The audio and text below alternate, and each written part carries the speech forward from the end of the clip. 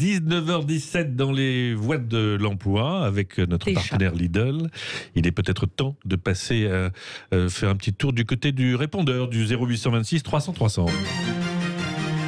Sud Radio, les voies de l'emploi, la bonne voie. Alors, la bonne voie, vous le savez, vous le découvrez peut-être, Sabine Parisi, c'est la rubrique de tous ceux qui sont au carrefour de leur carrière, au tout début parfois, à la fin, et puis peut-être au milieu. Et là, ça se passe plutôt au tout début d'une carrière. C'est Hugo qui nous a laissé un message au 0826 300 300. Bonjour, c'est Hugo de Poissy, près de Paris. Je travaille dans une start-up depuis maintenant 3 ans qui vient de faire une deuxième levée de fonds et on me propose de devenir associé. Du coup, qu'en pensez-vous ? Voilà, merci, à bientôt. À très vite, Hugo. Peut-être que vous allez accepter que ça ne sera pas une mauvaise affaire dans 10 ans quand vous allez vous faire racheter par je ne sais qui. Oui, mais alors justement, oui, c'est ça. On reste toujours à ça. Oui, non, mais on pense toujours à ça, mais je pense que la vraie question, là, concernant les startups, j'essaye de ne pas faire trop anglais, c'est que là, en fait, Hugo, il est là depuis 3 ans. Donc ça, c'est quand même un point très, très important, parce que j'allais dire, si on fait une comparaison toujours un peu amoureuse ou rencontre, il a déjà un peu flirté. Donc il sait, il voit un peu, il travaille là. C'est ce qui se passe dans la boîte. Voilà. Donc j'allais dire, c'est très important. Moi, je pense que la première question, c'est de se dire, est-ce que j'ai l'âme d'un entrepreneur ? De se poser et en se disant, est-ce que c'est ça que j'ai envie de faire ? Parce que s'il est encore dans l'entreprise, et en plus qu'on lui propose, ça veut dire que ça fonctionne bien, etc. Parce qu'il y a beaucoup de startups qui cherchent des associés, etc. Et on dit toujours que le feeling, en fait, le vrai fit est la chose la plus importante. Parce que souvent, les associés sont complémentaires. Donc, dans ces cas-là, moi, je dirais à Hugo, réfléchissez, posez-vous. Dites-vous, est-ce que c'est ce que j'ai envie de faire ? Comment j'ai envie de le faire ? Discutez, je pense, avec le patron de la boîte pour savoir où vous allez, comment vous allez vous organiser. Et si c'est clair et qu'il y a vraiment cette rencontre qui s'est faite, à ce moment-là, faire un rendez-vous pour savoir le nombre d'actions, s'organiser et puis après rentrer concrètement dans ce qu'on appelle le pacte d'actionnaires avec alors évidemment un juriste, un avocat pour savoir si on sort, comment ça se passe, etc. Mais vraiment, moi, si j'avais un conseil à donner, c'est en fait d'écouter son feeling. Hein, excusez-moi pour le mot anglais, mais c'est vraiment ça, de se dire mes tripes, est-ce que j'ai envie ou pas ? Ouais, je trouve que c'est une occasion aussi. Je vois beaucoup moi de candidats, des CV qui nous parviennent où il y a parfois l'expérience de start-up en disant j'ai envie de tester. Et je vois parfois aussi des candidats qui disent mince, je l'ai pas encore fait, j'ai envie, c'est maintenant ou jamais quoi. Donc il y a eu un phénomène quand même qui est assez surprenant justement d'intérêt, de se dire c'est dommage, c'est pas inscrit en fait dans mon parcours. Moi je trouve que c'est intéressant effectivement ce que vous dites. Ça fait 3 ans qu'ils travaillent ensemble, on lui fait confiance du coup pour pouvoir les rejoindre. Je trouve que c'est intéressant aussi de pouvoir participer à un vrai projet, de pouvoir s'asseoir en fait aux décisions aussi stratégiques de la société. Mais je suis entièrement d'accord. Ça veut dire que ça relève aussi du ressenti. Et moi, j'en parlerai même en fait à la personne qui m'a fait la proposition, quoi. Oui, en étant totalement transparent, en disant j'ai besoin de faire mon choix. Est-ce que tu peux m'éclairer aussi ? Enfin, je trouve que c'est ça. Oui, il faut avoir tous les éléments. Je pense. J'allais dire, c'est un peu on flirte, on se marie pas, et après un contrat de mariage. Hein. Parce qu'on aurait pu aussi avoir un coup de fil d'un des collègues de Hugo qui aurait pu dire je suis dans une start-up depuis 3 ans, ils vont faire une augmentation, ils ont levé des fonds, on m'a rien proposé, qu'est-ce que je fais ? Je m'en vais ou je reste ? C'est ça aussi. Bien sûr. Déjà le fait qu'on vous ait proposé, c'est déjà quelque chose de très positif.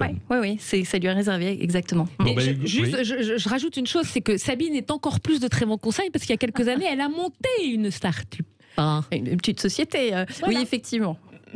Donc il faut, si vous avez envie, si vous le sentez, ça fait 3 ans que vous êtes déjà dans la place, si j'ose dire. Faut pas regretter. Si vous sentez qu'avec la levée de fonds, ils vont pas s'acheter les 2 créateurs, une Ferrari et une maison je ne sais où, et qu'ils vont vraiment investir ça dans la société et qu'ils ont envie de vous faire participer à son évolution et que c'est pas juste un projet pour se dire dans 5 ans on va revendre et on va faire du cash, allez-y si vraiment vous le sentez. Voilà, Hugo, vous aussi vous nous prévenez si ça s'est fait. Oui. Et puis quand vous revendez, vous nous direz si vous avez fait une affaire ou pas.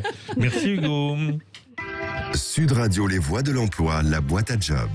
Et oui, à 19h, bientôt passé de 22 minutes sur Sud Radio, il est temps avec notre partenaire Lidl d'ouvrir la boîte à job.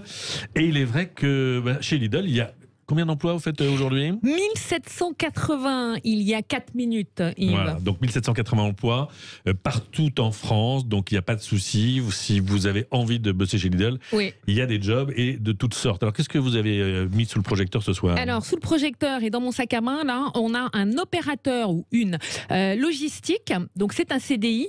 Alors, c'est à Rousset, en Provence. Moi, je potasse ma géographie avec Lidl. Donc, vous serez intégré à l'équipe sur une des plateformes logistiques, participer à l'ensemble des activités de préparation des commandes, réception, rassemblement, conditionnement des produits correspondant aux bons de commande, effectuer l'expédition, garantir la qualité des commandes et le respect des délais de livraison et évidemment la satisfaction des clients. Donc, ils recherchent quelqu'un qui démarre dans les vies professionnelles ou qui a déjà de l'expérience, pas de diplôme ou d'expérience requise. Pas trop. La rémunération, Yves, Oui, j'allais vous en parler. 1737 € par mois. Après 6 mois, on est à 1841 €. Et une formation au métier d'opérateur logistique, mais aussi à l'ensemble des missions logistiques annexes, c'est-à-dire préparateur de commandes, réceptionnaire, cariste, agent de quai. Voilà, donc il y a c'est un boulot très demandé en ce moment, ça, de logistique. Oui.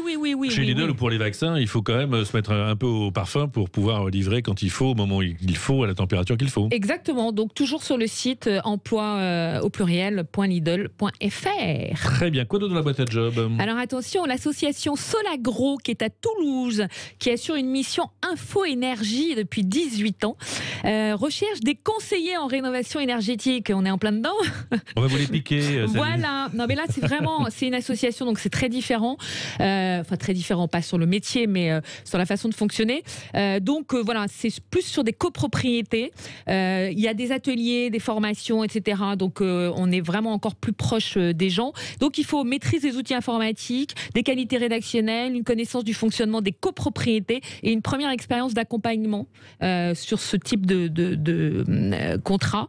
La rémunération, on est entre 1 800 € et 2 400 € brut. Et là, il faut aller voir ça sur le site clair.org, cler.org. Alors pourquoi j'insiste ? Parce que c'est le site où il y a beaucoup d'offres dédiées à tout ce qui est énergétique, transition énergétique. Parfait. Et il faut donc y faire un petit tour. Et puis ça a l'air d'un job plutôt sympa. Oui, quoi d'autre tout à encore ? fait. Médecins sans frontières. Qui cherche un ou une chargée de développement RH, sympa, c'est à Paris 19e.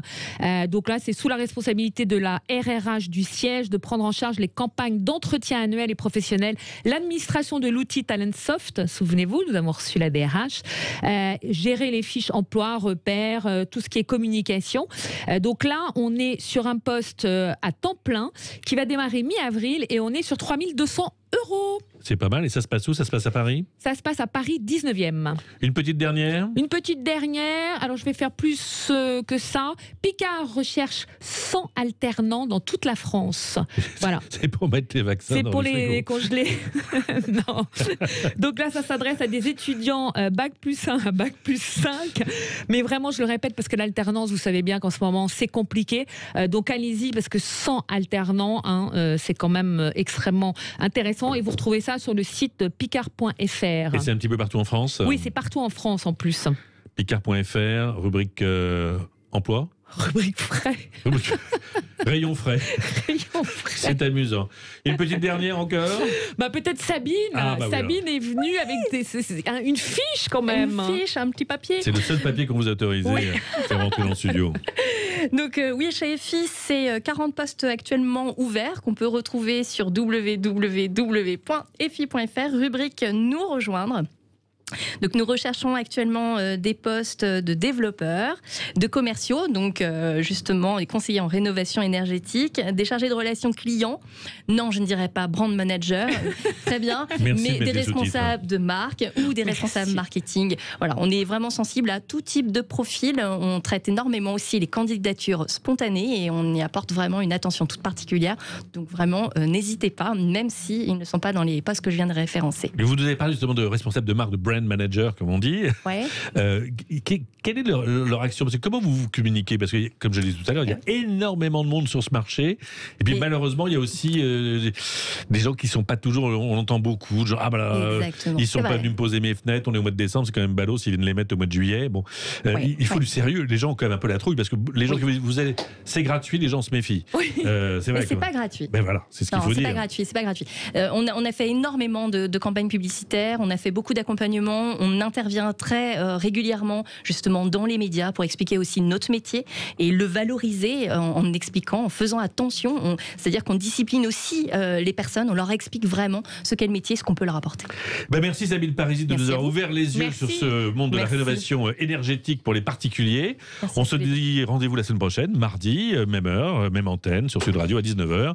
Et Jean-Marie Bordet a fait son retour. Au revoir, Christine Bier. Merci, au revoir, Yves. Mardi. Sud Radio, les vraies voix qui font bouger la France. Christine Bier, Yves de Risbourg, les voix de l'emploi.